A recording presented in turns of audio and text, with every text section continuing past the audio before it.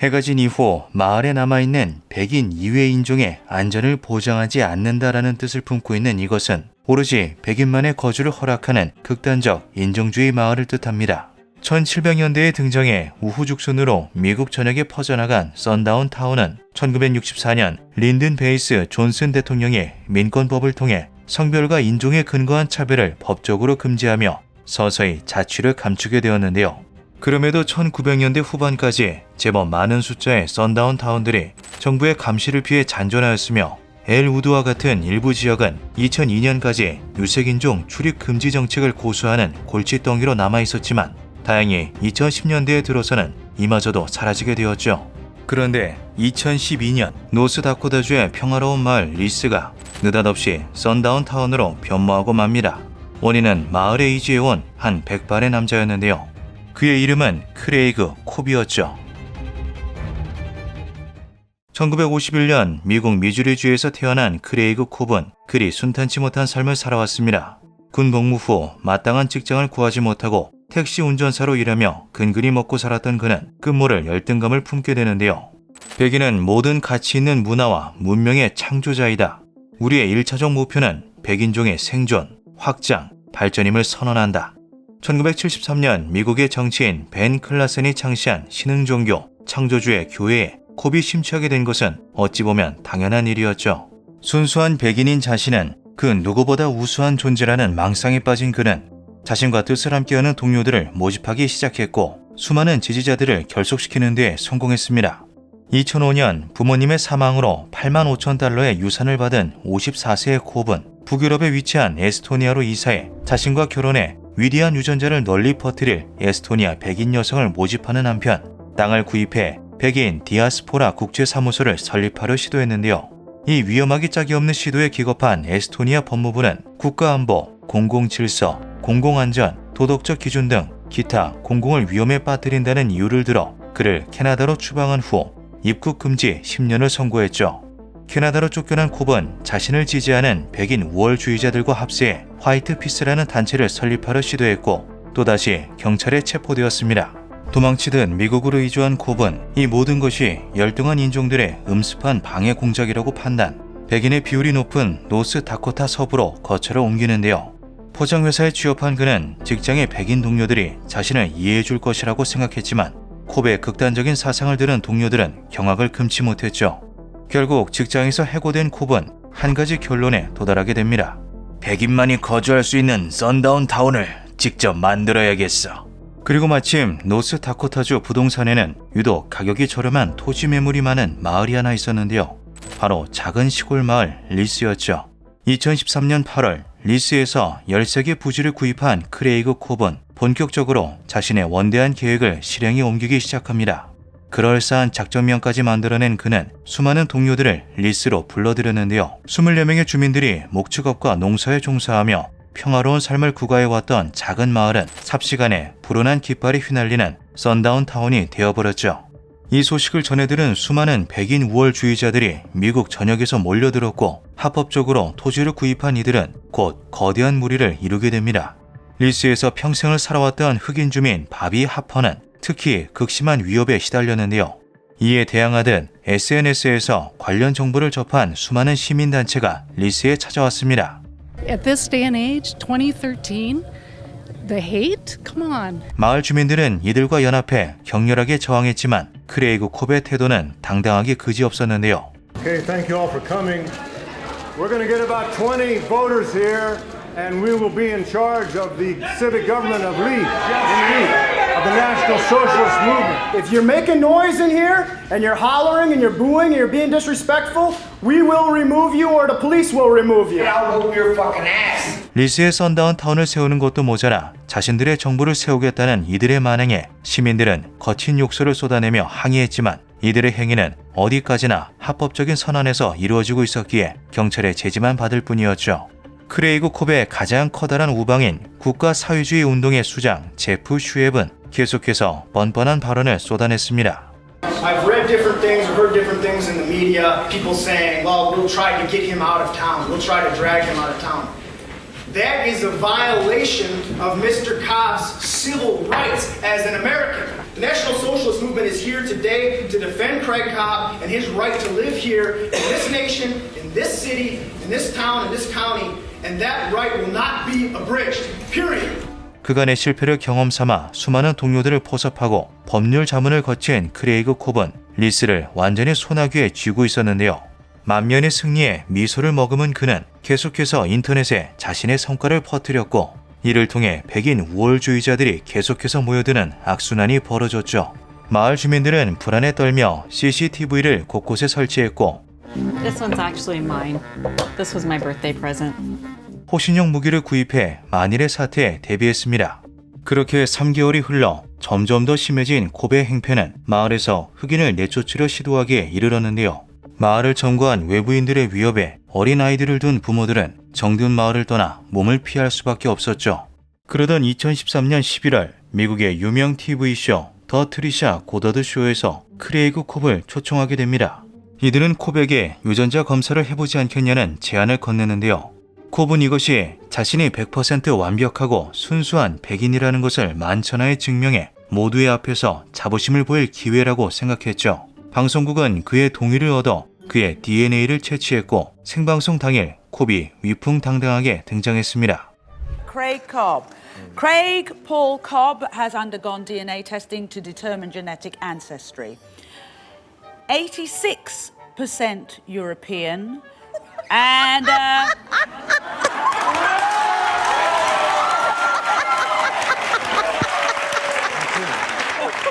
Give it to him. Give it to him. 14% Sub-Saharan African. Wait a minute. This is called statistical noise. Sweetheart, you have a little black in you. as I say. Listen, I'll tell you this. Oil and water don't mix. So, hey, bro.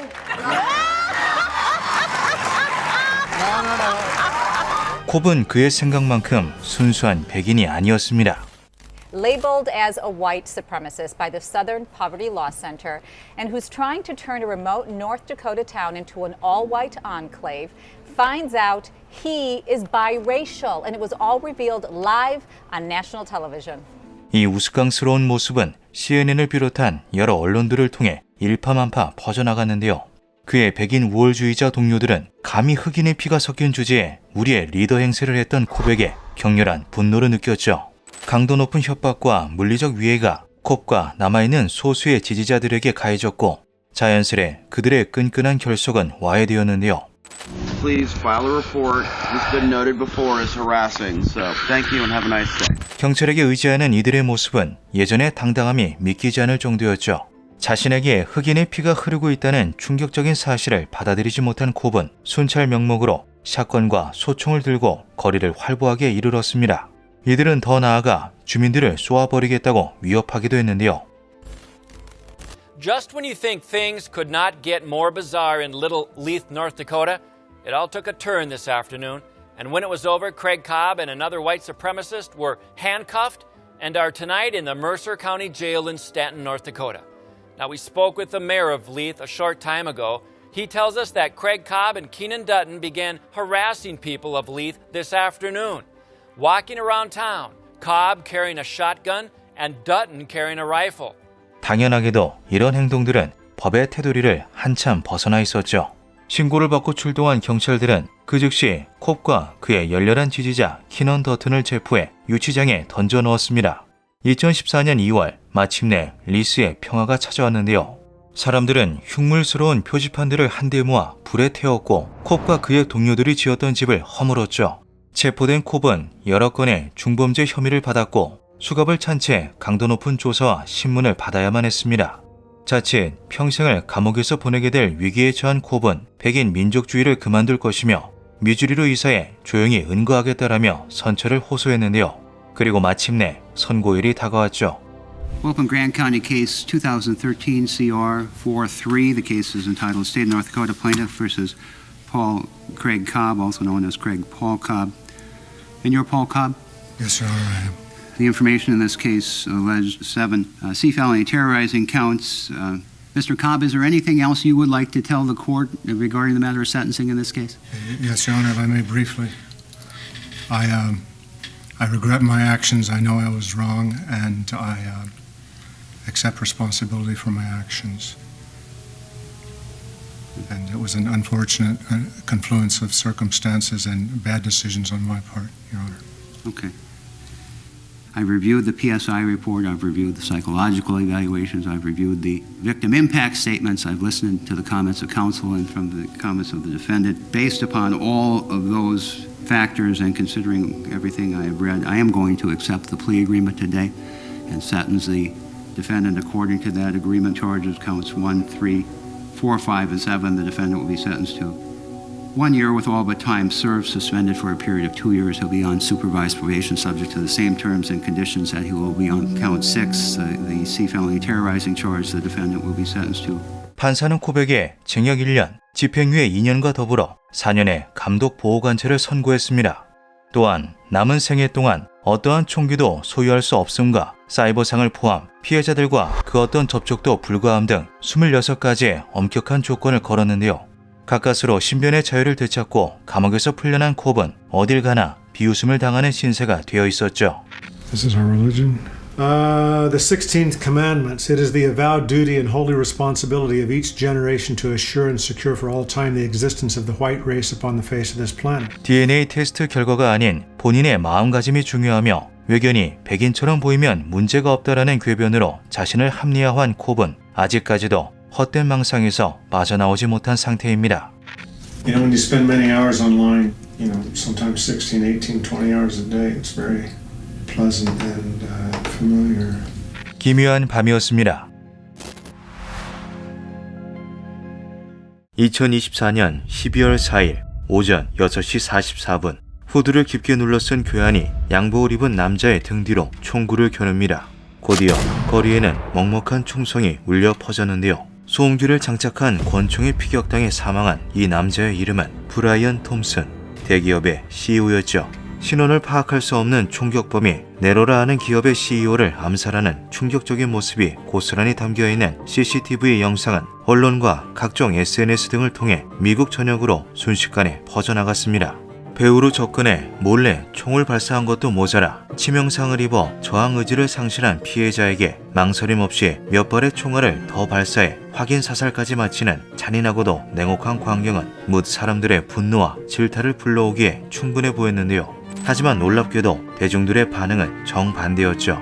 잔혹한 범죄 행위를 비판하기는커녕 오히려 피해자를 조롱하는 반응들이 이어졌던 것입니다. 이유는 바로 피해자인 브라이언 톰슨과 그가 CEO로 재직 중이던 유나이티드 헬스케어에 있었는데요. 세계에서 9번째로 많은 매출을 내고 있는 시총 5,300억 달러의 거대 기업 유나이티드 헬스그룹의 자회사인 의료보험기업 유나이티드 헬스케어는 자신들에게 유리한 법안을 통과시키기 위해 정재계에 천문학적인 거금을 로비하거나 보험료를 조작해 부당한 이득을 취하던 중 적발된 적이 있어 예전부터 평가가 썩 좋지 않았었죠.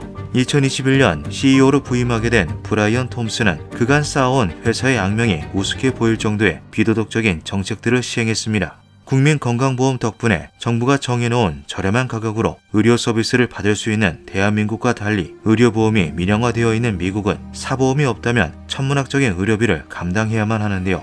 때문에 미국인들은 치료를 받기 전 해당 치료를 보험이 보장해 줄 수 있는지를 보험사에 문의하는 사전 승인 절차를 거치게 되죠. 문제는 각 병원별, 의사별로 연계되어 있는 보험사가 다르기 때문에 일반적인 서민들은 가능한 많은 병원들과 제휴를 맺은 거대 보험사를 이용할 수밖에 없다는 것입니다. 덕분에 초거대 기업의 자회사인 유나이티드 헬스케어는 7천만 명 이상의 가입자를 보유하는 데 성공, 반독점법 위반 혐의를 받을 정도의 압도적인 점유율을 차지하고 있었는데요. 이러한 상황에서 서민들이 쉽사리 보험사를 갈아탈 수 없다는 점에 주목한 브라이언 톰슨은 앞서 설명한 사전 승인의 거부율을 크게 증가시키는 한편 어지간한 중증이 아니면 보험금 지급을 거절하도록 내부 규칙을 변경해버렸죠.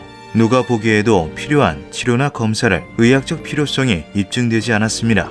비용 효율적인 대체 치료가 가능합니다. 근거 기반 가이드라인에 부합하지 않습니다 등의 형식적이고 포괄적인 멘트로 거부하기 시작한 브라이언 톰슨 체제의 유나이티드 헬스케어는 다른 보험회사들과 궤를 달리할 정도로 악랄한 운영을 보여주었습니다. 2020년 10.9%에 머물렀던 보험금 지급 거절률은 2022년 22.7%로 상승, 2024년에는 32%에 달했으며 90만 건이 넘는 부당보험 관행법 위반 사례가 발각되었는데요. 이를 통해 브라이언 톰슨은 2021년 960만 달러, 2022년 980만 달러, 2023년 1020만 달러에 달하는 막대한 총 보상을 수령했죠.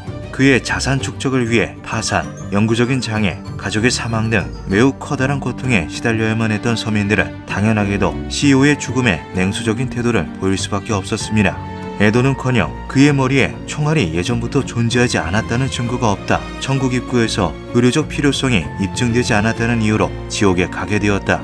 이토록 사망 사전 승인이 빠르게 통과될 줄은 몰랐다. CEO 권한을 남용한 것이 아니냐 등의 조롱이 쏟아졌는데요. 뉴욕 경찰이 범인이 찍힌 CCTV를 공개하며 수비령을 내렸지만 시민들은 협조할 생각이 전혀 없었죠. 내 보험이 안경을 사는 비용을 지원해줬다면 저 사람을 볼 수 있었을 텐데 내 환자 부담금이 너무 높아서 말을 못하겠네. 정말 미안해. 사망한 CEO에 대한 조롱과 분노는 곧 그를 사살한 범인에 대한 응원과 옹호로 바뀌었습니다. 난 절대 고자질 안 해. 내가 중환자실에서 가슴에 튜브를 꽂고 거의 죽어가고 있을 때 그들이 치료비 10만 달러 지급을 거부했어. 감사하게도 병원이 날 어떻게든 치료해주긴 했지만 7년이 지났는데도 그 망할 빚을 갚고 있다고. 저 친구에게 맥주라도 사주고 싶네. 범인은 이들에게 있어 상상으로만 꿈꿨던 복수를 이루어준 대행자이자 정의의 심판자에 가까운 존재였는데요. 쉽사리 범인이 잡힐 것이라 생각했던 초기 예상과 다르게 상황이 흘러가자 뉴욕시 경찰은 1만 달러의 현상금을 걸고 수배 전단지를 곳곳에 배포했죠. 또 FBI는 범인의 얼굴이 드러난 CCTV 화면을 공개적으로 게시함과 동시에 범인 체포로 이어지는 정보에 대해 최대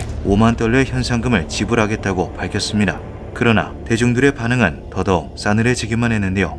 유나이티드 헬스케어의 지급 거절로 인해 환자들이 지불해야만 했던 의료비는 경찰이 내건 현상금을 한참이나 뛰어넘는 액수가 대부분이었고, 그런 푼돈에 우리의 영웅을 넘겨줄 수는 없다라는 거센 분노가 들불처럼 일었죠. So, depose is written on a round that was fired. So that's a shell casing that's found on the ground, and they find these tiny letters on it. Delay is found on a live round. That's a full bullet that he probably ejected trying to clear that jam. 이와 동시에 범인이 CEO를 살해한 이유가 단순한 절도 등의 이유가 아닌 철저히 계획된 응징에 가까워 보인다는 사실이 밝혀졌습니다.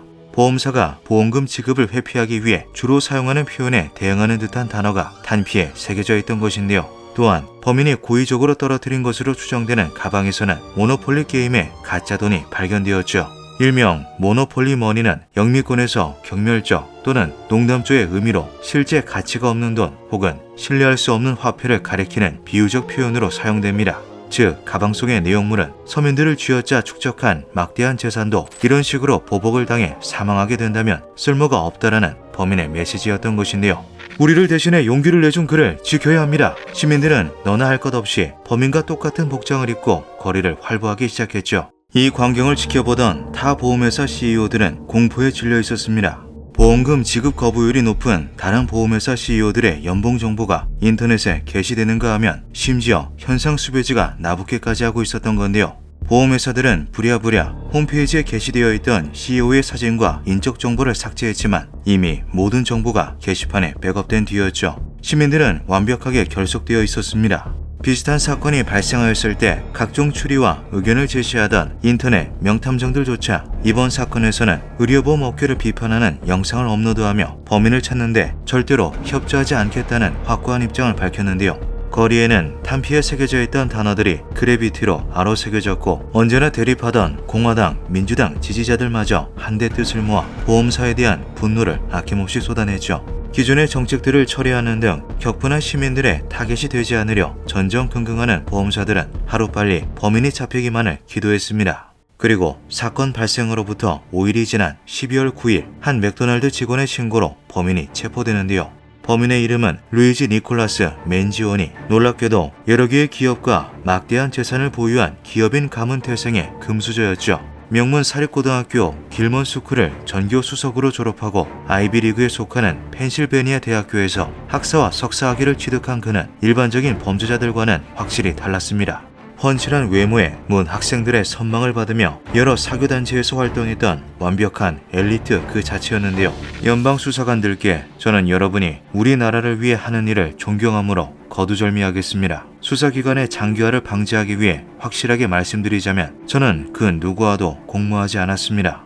누군가에게 상처나 트라우마가 생겼다면 사과드립니다만 이건 불가피한 일이었습니다. 솔직히 말해 이 기생충들이 자초한 일입니다.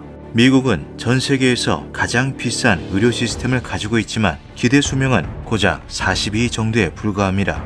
유나이티드는 애플, 구글, 월마트 다음으로 큰 대기업입니다. 이 회사가 계속 성장한 반면에 우리들의 기대 수명은 어떻습니까?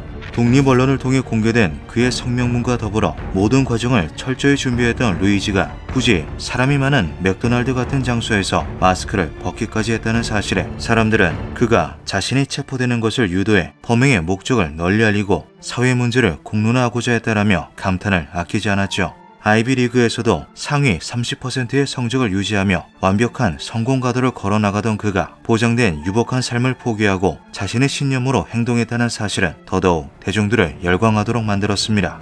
이후 추가적으로 밝혀진 여러 정보들은 루이지에 대한 지지도를 계속해 상승시켰는데요. 무고한 희생자가 생길까 우려해 원래 계획이었던 폭탄 대신 3D 프린터로 제조한 고스트건을 사용했다는 것, 루이지 그 자신도 척추 분리증과 라인병으로 극심한 고통을 겪었다는 것, SNS에 업로드된 포켓몬 버섯모의 도감번호인 286을 성경에 대입하면 잠언 28장 6절 가난하지만 정직하게 살아가는 사람이 재산은 많아도 어그러진 길을 걷는 사람보다 낫다가 나온다는 것.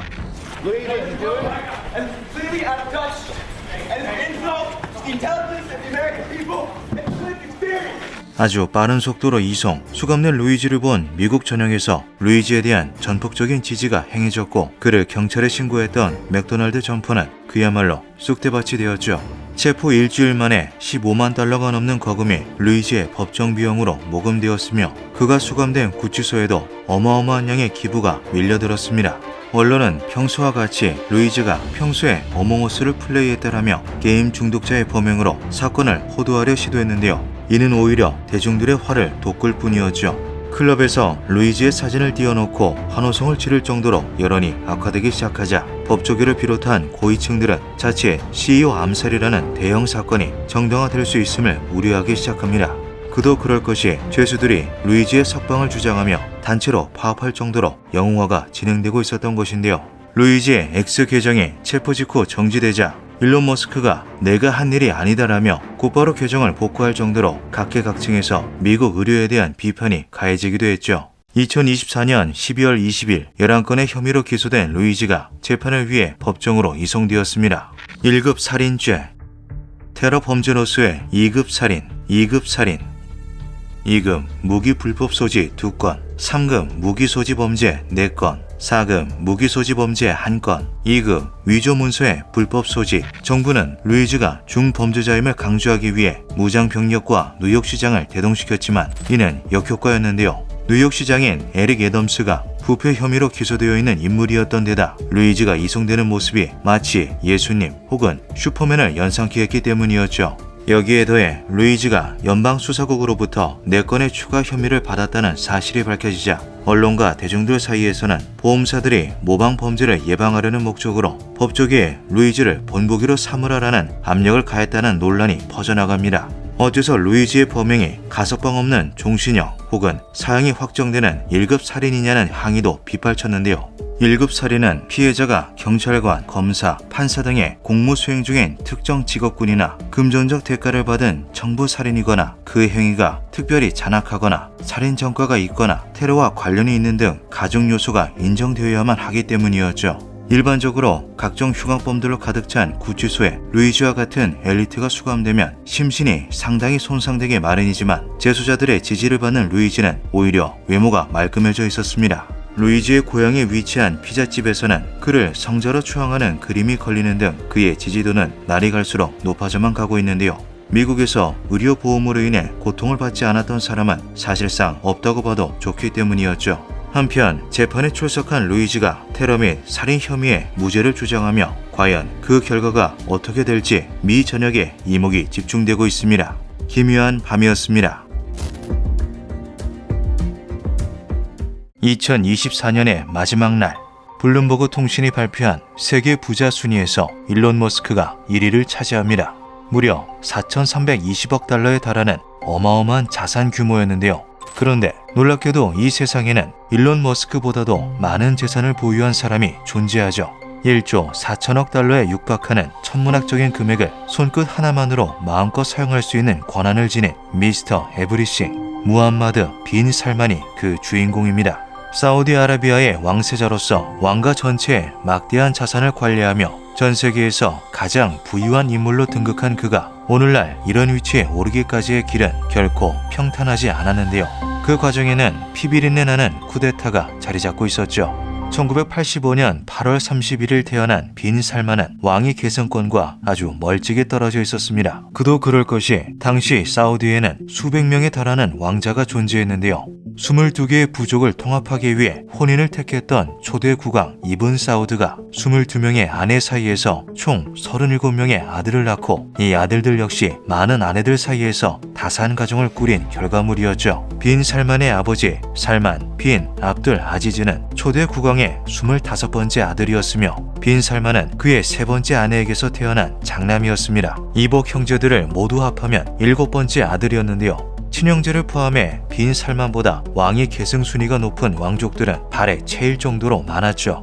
그러던 2011년 서서히 빈 살만의 운명에 변화가 찾아오게 됩니다.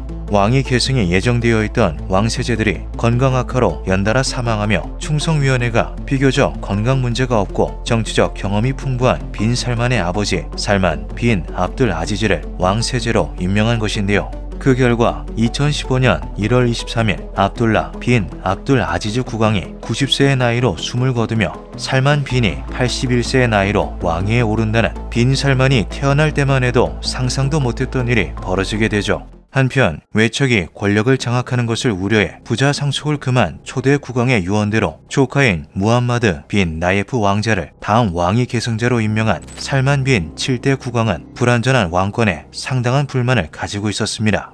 왕가 내 권력 균형을 유지하기 위해 이븐 사우드 이래로 유지되어 오던 여러 왕족 파벌들과 종교 간의 견제 구도 그리고 고령인 자신을 대신해 곧 왕위에 오를 조카가 그 원인이었는데요. 이에 살만 빈 국왕은 금기를 깨고 그간 그 어떤 아들들보다도 가까운 자리에서 자신을 보필했던 빈 살만을 후계자로 임명할 계획을 세웠죠. 그 계획의 첫 번째로서 왕위 계승 즉시 빈 살만을 국방장관에 임명한 그는 주요 고위직을 측근들로 모조리 채워버린 후 서서히 시간을 들여 충성위원회를 장악해 나갔습니다. 마침내 2017년 6월 21일 충성위원회 위원 43명 중 31명이 제1왕위 계승자 교체에 찬성표를 던지며 기존의 후계자가 패해지고 빈 살만이 왕세자로 책봉된다는 충격적인 일이 벌어지게 되는데요.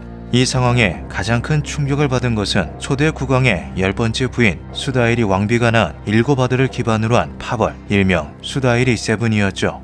왕실의 파벌 중에서도 가장 강력한 권력을 지니고 있던 이들은 살만 빈 역시도 수다이리의 7아들 중 한 명이었기에 자신들이 합의해 왕세제로 임명한 빈 나예프가 당연히 다음 왕이 되리라 믿고 있었습니다. 그러던 와중에 살만 빈의 초대형 배신이 벌어졌던 건데요. 당연하게도 수다이리 세븐을 포함한 수많은 파벌들이 적대 관계로 돌아섰고 이들이 장악한 각계 부처들 역시 살만 빈 국왕에게 반기를 들었죠. 이들이 국왕에게 반기를 들 수 있었던 가장 큰 이유 중 하나는 왕가 내에 존재하는 암묵적인 룰에 있었습니다. 바로 왕족은 죽이지 않는다라는 것이었는데요. 왕실 내의 권력 다툼 속에서도 형제들의 평화를 유지하기 위한 이 전통적인 관행은 기껏해야 유배 혹은 가택연금, 직위해임 정도에서 서로를 제재하도록 해 국왕을 강하게 압박하더라도 목숨에 위협을 받지 않도록 왕족들을 보호하고 있었죠. 그러나 빈 살만은 분란의 씨앗을 제거하지 않으면 언젠가 자신의 권력이 위협받을 것을 명확히 파악하고 있었습니다. 수많은 왕족들이 나눠 가진 재산들로 인해 휘청이고 있는 사우디아라비아의 재정을 해결함과 동시에 아버지와 자신의 권력을 무소불위의 존재로 만드는 단 한 가지의 방법을 그는 확실하게 알고 있었는데요.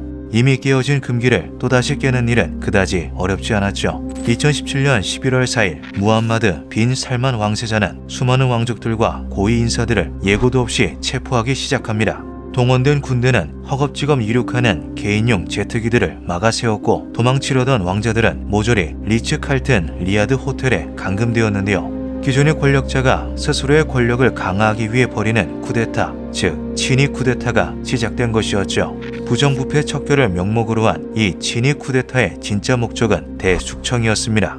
암묵적인 룰을 믿고 탈출을 시도했던 만수르 빈 무크린 왕자가 탑승한 헬리콥터가 추락, 탑승자 전원이 사망했다는 소식은 왕족들의 저항 의지를 꺾어놓기에 충분했는데요. 공식적으로는 기술적 결함에 의한 헬리콥터 추락 사고라고 발표되었지만 그 시기가 너무나 미묘했던 탓에 누구도 정부의 말을 믿지 않았죠. 영문도 모른 채 잡혀온 왕족들에게도 자비는 없었습니다. 빈 살만이 국방장관으로 재임하며 자신에게 철저한 충성을 바치도록 양성한 요원들은 이들에게 강도 높은 폭행과 고문을 가했고, 수많은 왕족들은 일평생 겪어본 적 없는 고통과 공포에 신음하며 직위와 재산을 내놓아야만 했는데요. 공식적으로는 룰을 지키는 빈 살만의 이미지 관리 덕분에 얼굴만큼은 다치지 않았지만 그럼에도 몇몇은 병원에 입원해야 할 정도의 중상을 입었죠. 일명 구타의 밤으로 불리는 이날부터 왕족들이 소유한 2,000개 이상의 계좌는 동결되었고 각종 자산들은 부패와 관련이 있다고 증명되어 국고로 회수되었습니다.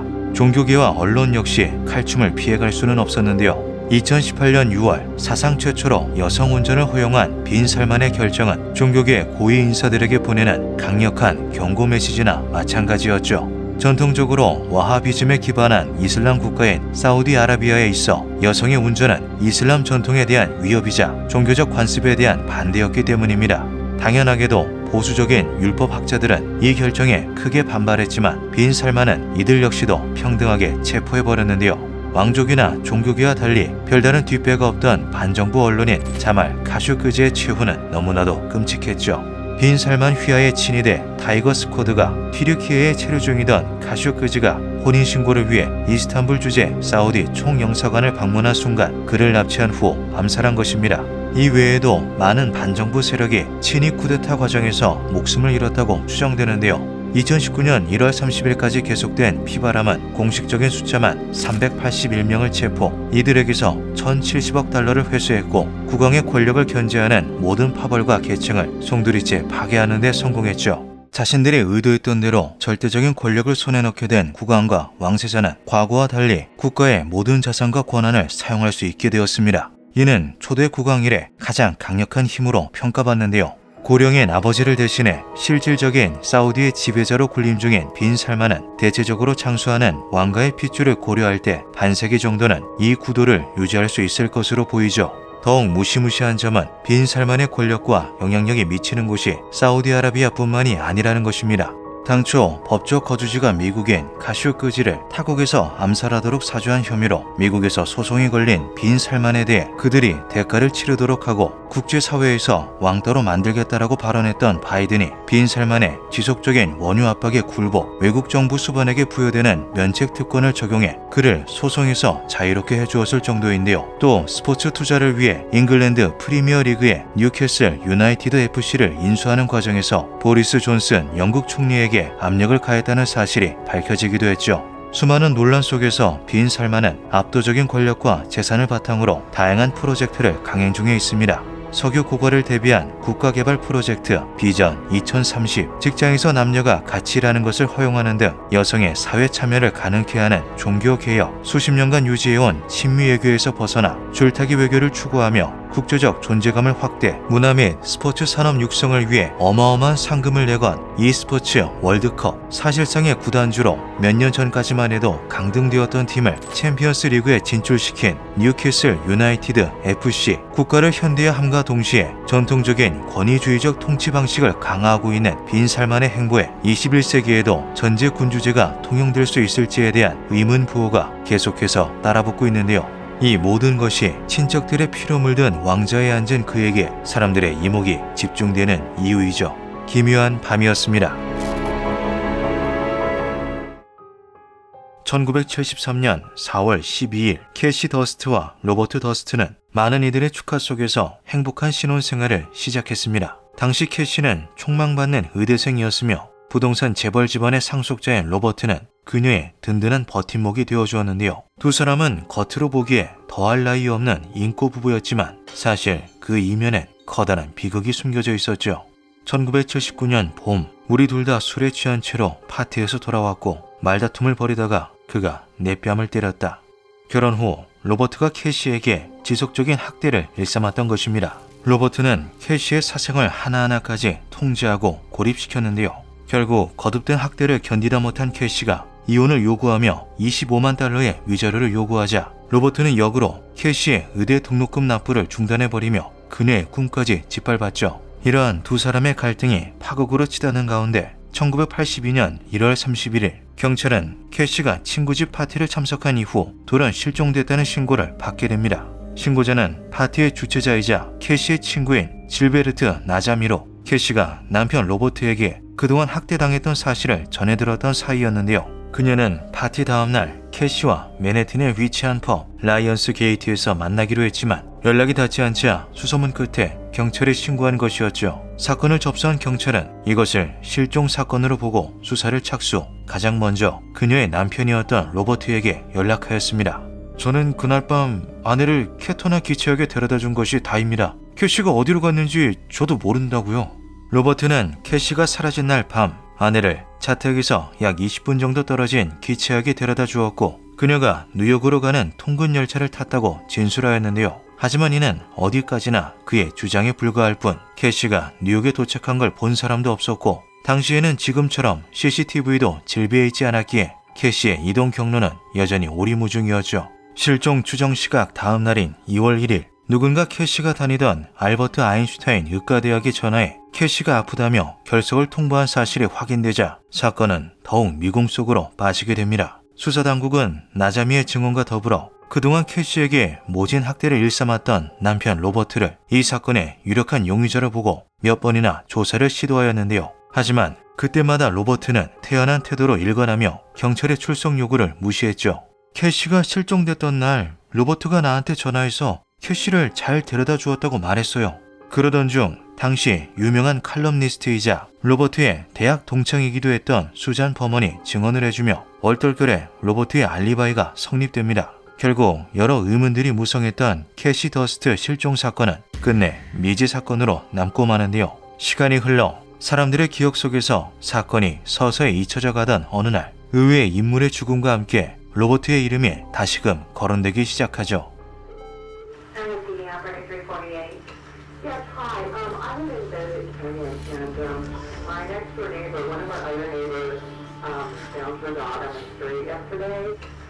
She's not answering her door. There's packages on her doorstep. She's not answering her phone. Her back door is wide open. So I don't know what's going on. 2000년 12월 24일 이웃 주민의 신고로 수잔의 집에 출동한 경찰은 총에 맞은 채 거실에 쓰러져 있는 그녀의 시신을 발견합니다. 수사 당국은 처음엔 이를 범죄 집단의 소행으로 보았는데요. 실제로 그녀가 악명 높은 마피아 중 한 사람인 데이비드 버먼의 딸이었기에 조직 간 싸움으로 벌어진 표적살인의 대상일지 모른다는 이유였죠. 그러나 곧바로 진행된 현장 감식 결과는 이러한 가능성을 철저히 부정했는데요. 집안에 외부인이 침입한 흔적도 없었을 뿐더러 총상을 제외하고는 몸에 별다른 상처 또한 보이지 않았기 때문이었죠. 이는 곧 수잔이 스스로 집문을 열어주었다는 것을 의미했습니다. 더불어 수잔과 총격범이 서로를 신뢰하는 관계였다는 사실 또한 추측할 수 있었는데요. 수잔이 뒤통수에 총을 맞았다는 것은 사망 당시 공격 대상자를 정면으로 응시하지 않았다는 점을 뜻했죠. 일반적인 강도 침입이나 보복 범죄라면 공격 방식이 정면을 향하는 데 반해 수잔의 경우 머리 뒤 가까운 거리에서 쏜 단 한 발의 총격으로 사망했습니다. 이는 감정적으로 가까운 사람이 죄책감을 피하기 위해 후면을 선택했다는 것을 암시하는 부분이기도 한데요. 이러한 정황들을 근거로 이 사건이 면식범에 의한 소행이라 판단한 경찰은 일반적으로 친구 사이에서 많이 발생하는 금전 관계에 의한 범죄일 가능성을 염두에 두고 수잔의 계좌 이력을 추적했죠. 그러자 수잔이 살해되기 불과 몇 주 전 그녀의 계좌로 5만 달러가 총 2차례에 걸쳐 송금된 내역을 발견하게 됩니다. 송금자는 다름 아닌 로버트였는데요. 우정의 표시나 선물의 기준을 넘어 무려 10만 달러나 되는 금액을 받았다는 사실을 수상하게 여긴 수사당국은 이것이 어떠한 대가에 대한 보상이라고 생각했죠. 캐시에 이어 수잔까지 총 2번이나 사건의 중심에 로버트가 있다는 것을 알게 된 경찰은 그를 가장 유력한 용의자로 보고 그 즉시 소환해 신문하고자 했습니다. 하지만 부유한 재벌가의 상속자였던 그는 이에 전혀 굴복하지 않았고 곧장 자신의 재력으로 막강한 변호인단을 꾸려 대응에 나섰는데요. 내가 수잔에게 돈을 송금한 이유는 그 당시 수잔이 생활비가 필요하다고 요구했기 때문입니다. 출석을 거부한 그는 자신의 입장이 담긴 진술서만 팩스로 보내며 상황을 일축했죠. 당연하게도 경찰 내부에서는 조사에 성실히 임하지 않는 그를 매우 수상하게 생각했습니다. 하지만 캐시의 실종 때와 동일하게 이번 사건도 목격자나 CCTV 기록이 존재하지 않았기에 단순한 정황 단서들만 가지고 그를 기소하기에는 한계가 있었는데요. 그러던 어느 날 수잔의 자택 인근에 위치한 베벌리 힐스 경찰서에 웬 익명의 편지 한 통이 도착합니다. 그 안에는 수잔의 집 주소와 함께 시체라는 단어가 적혀 있었는데요. 발신자에 대한 어떠한 정보도 담겨있지 않았지만 우편이 발송된 시점으로 보아 이는 곧 누군가 수잔 범원의 집에 사체가 있다는 사실을 경찰에 알리기 위한 의도로 보였죠. 따라서 경찰은 이 편지를 쓴 사람이 범인일 수도 있을 것이라 생각하였습니다. 그러나 그 이상의 추가적인 정황이 드러나지 않자 사건은 다시금 미궁 속으로 빠지고 마는데요. 로버트에 대한 숱한 의혹들은 여전했지만 확실한 물적 증거가 없다는 이유로 수잔 범한 사건 역시 끝내 범인을 검거하지 못한 채 마무리되었죠. 그로부터 1년여의 시간이 흐른 2001년 9월 30일 텍사스 남동부 해안에 위치한 갈베스턴만에서 토막난 시신이 발견됩니다. 신원 확인 결과 사망자는 갈베스턴시에 거주하는 71세 노인 모리스 블랙이었는데요. 경찰은 사건의 경위를 파악하기 위해 그의 거주지였던 하숙집을 중심으로 수사를 시작했죠. 그중 블랙과 마지막으로 접촉했을 확률이 높은 인물로 같은 층에 살던 입주민 도로시 시너를 참고인으로 소환하게 됩니다. 시너는 청각장애를 앓고 있는 노령의 여성으로 다른 세입자들과의 교류를 최소화하며 말이 아닌 문자로 대해야 하는 필담으로만 소통하는 사람이었는데요. 하지만 조사를 이어간 지 얼마 되지 않아 시너는 갑작스레 갈베스턴시를 떠나버렸죠. 의구심이 든 경찰이 그녀가 살던 집안을 수색해보자 방 안에서 각종 여성용 가발과 남성의 옷이 무더기로 쏟아져 나옵니다. 뿐만 아니라 피에 젖어 너덜거리는 신문지와 말라 비틀어진 살점이 엉겨붙은 절단 도구, 그리고 이 사건의 피해자인 모리스 블랙의 옷과 신분증까지 현장에서 나온 물건들은 시너가 모리스 블랙 살인사건의 범인임을 너무나도 명백히 보여주는 증거였죠. 경찰은 곧바로 시너의 신원을 조회했습니다. 예상대로 도로시 시너라는 이름은 신분 위장을 위해 사용된 가명이었는데요. 2001년 11월 30일 펜실베니아주 베들레헴에 있는 웨그먼스 슈퍼마켓에서 생필품을 훔치던 시너가 검거되었죠. 지문을 확인해본 결과 충격적이게도 시너의 정체는 수잔의 죽음 이후 자취를 감추었던 로버트 더스트였습니다. 뉴욕의 부동산 재벌 상속자가 살인 용의자를 넘어 여장까지 한 채 은둔 생활을 하고 있었다는 사실은 금세 미 전역을 뒤흔들었는데요. 결국 로버트는 자신이 그토록 피해 다녔던 법정에 서게 됐죠. 2003년 9월 로버트의 첫 재판이 시작되고 서로 한 치 앞도 물러나지 않는 치열한 법적 공방이 이어집니다. 재판은 약 7주간 생방송으로 중계되었고 대중들의 이목 또한 집중되었는데요. 2달 뒤인 2003년 11월 11일 전 국민이 주목한 재판 결과가 선고되죠. 증거인멸, 유죄, 보석금 도주, 유죄, 살인, 무죄.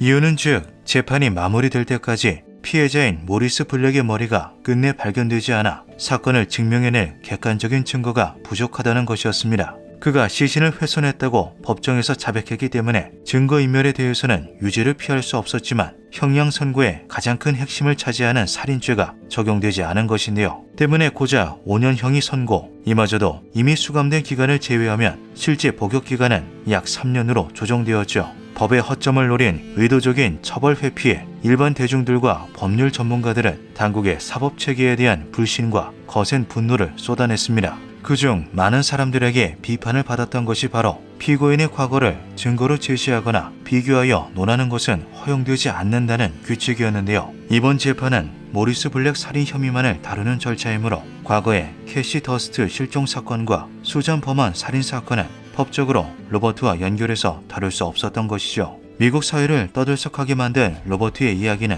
수많은 사람들의 입방아에 오르내리며 훗날 할리우드의 영화로 만들어질 만큼 유명해졌습니다. 개봉 후 자신의 일대기가 담긴 영화를 보고 감탄한 로버트는 감독인 앤드류 제러키에게 직접 연락해 감사 인사를 전했는데요. 그러면서 그는 선뜻 내 이야기를 직접 들려주고 싶다는 의사를 밝혔죠. 오랜 시간 여러 언론 매체와의 접촉을 꺼렸던 로버트가 먼저 건넨 제안에 제러키는 이를 절대 놓쳐선 안 된다고 생각하였습니다. 자신을 포함해 많은 사람들이 로버트의 기묘한 삶에 대해 관심이 많았기 때문에 그는 이것이 로버트의 진짜 삶을 들을 수 있는 절호의 기회라고 여겼는데요. 그렇게 시작된 인터뷰는 20시간 이상의 분량이 되었으며 초기엔 단순한 DVD 영상 제작으로 논의되다가 점점 그 규모가 커져 미국의 유명 방송 채널인 HBO의 다큐멘터리 시리즈로 편성하는 방향까지 발전했죠. One thing that was very telling that Bob said, he said, all my life I've had more money than I could spend, and it didn't make me happy. She talked on the telephone with her husband, then she vanished, and no one has seen Kathleen Durst since. He is being unfairly accused. Bob Durst may be the unluckiest man in the world. 2015년 2월 8일 총 6개의 에피소드로 제작되어 첫 방영을 시작한 로버트의 삶을 다룬 다큐멘터리 시리즈 더 징크스는 방송이 나간 직후 그야말로 폭발적인 반응이 이어졌습니다. 로버트 인생의 모순점들과 그에게 얽힌 기이한 사건을 치밀하게 연결지은 독특한 구성은 대중들을 단번에 사로잡았는데요. 그러던 어느 날 5화 제작을 마무리하던 제작진에게 한 통의 전화가 걸려오게 되죠. 어머니의 유품 중 편지가 한 통 있는데 뭔가 좀 이상해서요. 이거 좀 봐주시겠어요? 수잔 버먼의 의붓아들이 로버트가 수잔에게 보낸 편지를 제작진에게 전하며 검토를 요청한 것입니다. 1999년 3월에 작성된 이것은 겉보기에는 별다를 것 없는 종이에 불과했지만 딱 한 군데가 이상했는데요.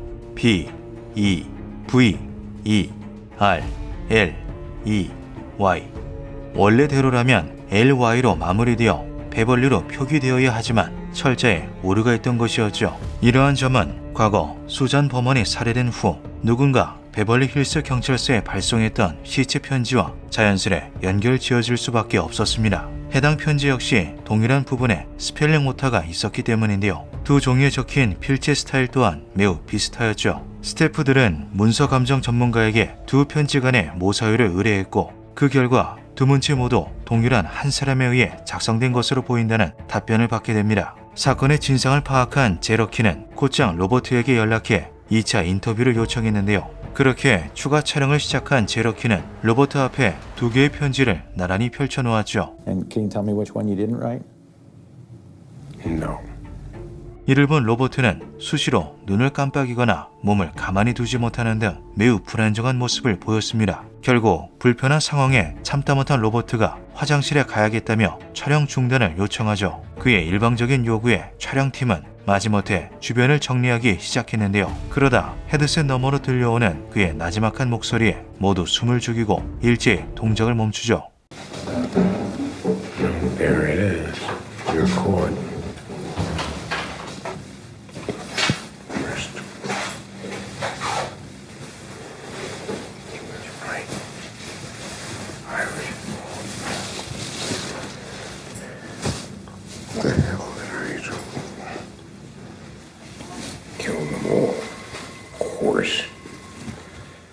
충격적이게도 촬영이 끝나 마이크가 꺼졌다고 착각한 로버트가 무심코 자신이 저지른 범죄를 자백해버린 것입니다. 예상치 못한 상황을 마주한 스태프들은 그대로 얼어붙고 말았는데요. 순식간에 드러나버린 그의 치명적인 비밀들. 로버트에게 동의받은 촬영 계약서에는 모든 촬영물을 다큐멘터리로 사용할 수 있다는 내용이 있었지만 지금 녹음된 발언은 프라이버시 침해라는 중대한 논란으로 이어질 수 있었기에 신중을 기해야만 했죠. 고심하던 제러키는 이를 작품의 클라이막스 부분에 배치해 세상에 폭로하는 전략을 선택합니다. 동시에 문제의 편지를 로스앤젤레스 카운티 검찰청에 증거로 제공하며 이 사건의 재수사를 요청했는데요. 2015년 3월 14일 다큐멘터리의 마지막 회 방영을 하루 앞둔 날 FBI는 뉴올리언스주 캐널 스트리트 메이러트 호텔 로비에서 로버트를 체포하죠. 희대의 살인 용의자이자 다큐멘터리 주인공인 로버트가 검거되었다는 소식은 미국 전역을 다시금 충격과 흥분의 도가니로 몰아넣었습니다.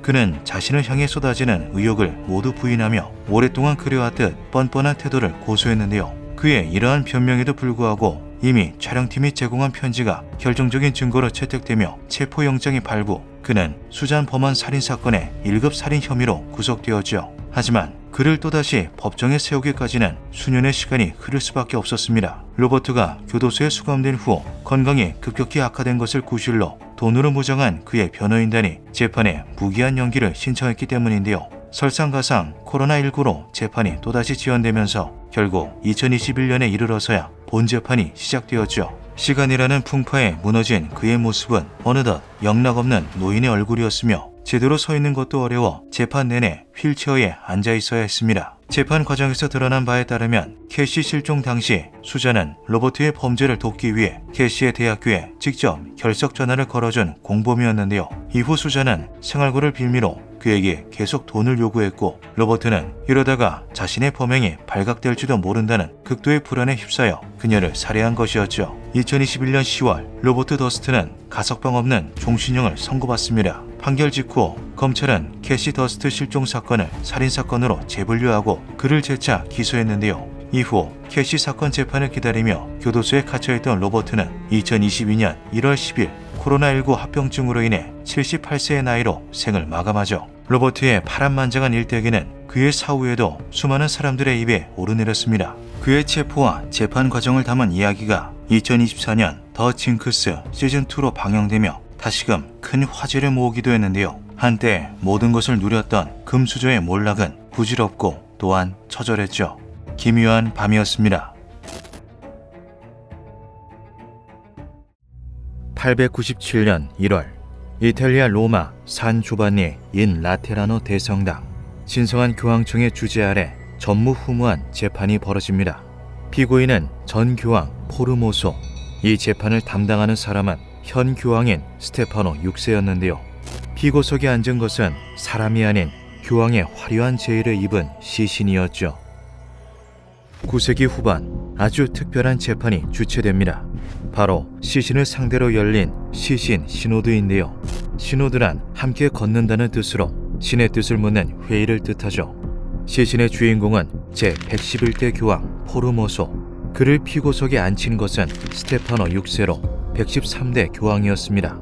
스테파노 6세는 이미 사망한 사람을 앞에 두고 허울뿐인 재판을 진행하는데요. 그가 밝힌 포르모소의 혐의는 전부 교회법 위반이었죠. 위증죄, 불법적인 교구 이동과 교황직 입직, 2개 이상의 교구 주재, 이렇게 4가지가 가장 큰 혐의였는데요. 교황은 로마의 주교로 바티칸 시국의 국가 원수가 되기 때문에 교황으로 선출된다면 교구가 옮겨지는 것은 당연한 수순이었죠. 하지만 이미 어떠한 말도 할 수 없게 된 피고 앞에서 재판은 속전속결로 이루어졌습니다. 시신에게는 그의 말을 대변할 수 있는 부재가 있었으나 그는 형식적인 존재에 불과했는데요. 스테파노 6세는 모든 혐의에 유죄 판결을 내리고 불법으로 교황직을 얻은 포르모소의 시신에서 교황의 제의를 벗겨내죠. 그리고 그의 시신에서 축복을 내리는 세 손가락을 잘라냅니다. 이 세 손가락은 각각 성부, 성자, 그리고 성령을 뜻하는 삼위일체로서 거룩한 의미를 갖고 있었습니다. 즉, 이 손가락을 잘라낸다는 것은 포르모스의 모든 축복이 무효라고 선언하는 것과 같았는데요. 스테파노 6세는 포르모소가 축복하고 임명한 서품을 무효 처리하였고 포르모소에게 평민의 옷을 입히죠. 포르모소의 시신은 여전히 교황의 예복을 입은 채 교황 좌석에 지탱되어 세워졌다. 그는 유죄를 선고받았으며 그가 내린 모든 서품은 무효로 선언되었다. 축복을 내리는 데 사용되었던 그의 오른손 세 손가락은 잘려나갔고 시신은 교황 의복이 벗겨진 채로 테베레 강에 버려졌다. 그렇다면 스테파노 6세는 어째서 그런 전례 없고 기괴한 재판을 감행했던 걸까요? 그 배경을 알기 위해서는 당시의 복잡한 정치적 상황을 들여다볼 필요가 있습니다. 9세기 후반 유럽의 대부분을 통치하고 있던 카롤루스 제국이 힘을 잃으며 왕권을 가진 다양한 후보들이 황제의 자리에 오르기 위해 교황의 인정을 받고자 했는데요. 교황들은 각각 자신의 신념이나 전해받은 후원 여부에 따라 지지하는 후보가 달라지곤 했죠. 최고로 쓸모없고 부적합한 후보자들이 강제로 성 베드로의 좌에 침투되었다. 당시 로마의 모든 실질적인 권력은 지역 민병대와의 연주를 통해 사실상 봉건 귀족이 된 거대한 가문들의 손아귀에 있었다. 이들의 유일한 목표는 폭력과 음모를 동원하여 교황의 자리를 장악하는 것이었다. 격변의 상황 속 교황에 즉위한 포르모소는 가장 강력한 세력이었던 스폴레토 가문의 구이도 3세에게 황제의 관을 씌워주었습니다. 사실 포르모소는 그들을 지지하지 않았는데요. 다만 지리적으로 가까운 데다 강력한 힘까지 가지고 있는 세력의 요구를 들어주지 않을 경우 야기될 문제를 피하고자 했던 것이죠. 직후 스폴레토 가문은 황제라는 권위를 내세워 교황청의 내부 사정에 간섭하기 시작합니다. 그들에게 황제의 관을 씌워준 교황 포르모소였지만 스폴레토 가문을 직접적으로 견제할 수는 없었는데요.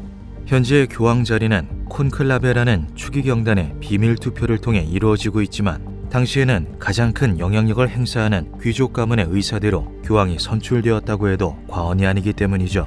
성 베드로의 좌는 폭군과 무법자들의 전리품이 되었고 격렬한 범죄와 방종의 물결로 더럽혀진 옥자가 되었다. 교황직은 거대한 로마 가문들의 소유물이었고 그들에게는 지역 패권을 얻기 위한 하나의 입장권에 불과했으며 이를 위해 사람들은 각종 범죄를 준비했다. 이에 포르모소는 스폴레토 가문으로부터 자유로워지기 위해 황제 자리를 두고 대립하던 동프랑크 왕국의 아르푸스 카린티아의 왕에게 스폴레토 가문의 땅인 이탈리아 지역을 침공해달라고 제안합니다. 그 과정에서 포르모소는 스폴레토 가문에 크나큰 분노를 사게 되었는데요. 이후 스폴레토 가문이 지지하던 스테파노 6세가 교황 자리에 앉자 포르모소의 지지층을 싸그리 없애버리고자 한 것이죠. 이를 위해 고안된 기상천외한 방법이 바로 이미 서고에 묻혔던 전 교황의 시신을 파내 재판장에 세우는 것이었습니다. 이 재판은 곧바로 시민들의 분노를 불러일으키는데요. 우선 이 과정에서 포르모소에게 서품받았던 많은 성직자들의 지위가 무효화되었기 때문에 종교적으로 큰 혼란을 빚을 수밖에 없었죠. 무엇보다 성직자들은 세례와 영성체를 주관하기 때문에 서품이 취소된 사제로부터 세례나 영성체를 받았던 신도들에게는 신앙이 근간부터 흔들릴 수밖에 없었습니다. 또 교황의 권위가 현재와는 사뭇 다를지언정 신이 임명한 권자라는 인식은 동일했던 당대 시민의식상 이는 엄청난 신성모독이나 다름없었는데요. 이것은 곧 조직적 봉기의 시작이 되었죠. 시민들은 스테파노 6세와 그를 후원하는 세력에 대항해 대규모 시위를 벌이는데요. 시위가 얼마나 강렬했는지 도시 전체가 들썩거릴 수준이었죠. 이 봉기에 제대로 불을 붙인 것은 떠도는 소문이었습니다. 포르모소의 시신이 강물에 떠내려가지 않고 기적적으로 떠올랐는데 어떤 은둔자가 그를 거두어 비밀리에 매장해 주었다고 한다. 이것은 곧 포르모소에게 신의 기적이 임했으며 그는 신의 사랑을 받는 경건한 순교자라는 것이 그 소문의 골자였죠. 분노한 시민들과 스테파노 6세의 반대편에 있던 귀족들은 그를 강제로 교황직에서 끌어내립니다. 그 과정에서 증거로 사용된 것은 다름 아닌 스테파노 6세가 잘라낸 포르모소의 세 손가락이었는데요. 스테파노 6세 본인 또한 포르모소에게서 서품을 받았다는 기록이 있었던 것이죠. 포르모소가 내린 서품을 전부 무효화시켰던 것은 스테파노 6세가 포르모소의 권위를 떨어뜨리기 위해 고안한 모욕적인 처사였지만 그 자신 또한 영향을 받게 된 것입니다. 직후 감옥에 갇힌 스테파노 6세는 2주도 채 되지 않아 그 안에서 목이 졸려 살해당하고 말았는데요. 혼란하던 시기에 죽음을 맞아 제대로 된 장례조차 치르지 못한 채 급하게 매장되었죠. 제115대 교황 테오도로 2세는 포르모소를 복권시키고 다른 곳에 매장되었던 시신을 옛 성 베드로 대성당 지하 묘소에 안치시킵니다. 그의 뒤를 이은 116대 교황 요한 9세는 다시 한번 포르모소에게 이루어진 시신 재판의 결과가 무효임을 선언하고 죽은 자에게 재판을 하지 말아야 한다는 소지의 교회법을 제정하였는데요. 포르모소와 스테파노 6세는 비슷한 시기 재임한 교황들로 바티칸의 옛 성 베드로 대성당 내 서로 가까운 위치에 묻히게 되었죠. 정치적으로 부딪혀 시신까지 모욕해야 했던 생전의 관계를 생각해보면 무척이나 아이러니한 모습이었습니다. 16세기 초 신성당 공사가 이루어지면서 두 사람의 묘소가 다 파괴되어 현재는 그들의 유해 한 줌 남아있지 않은데요. 결국 죽음 앞에서는 전부 부질없는 다툼이었던 것이죠. 기묘한 밤이었습니다.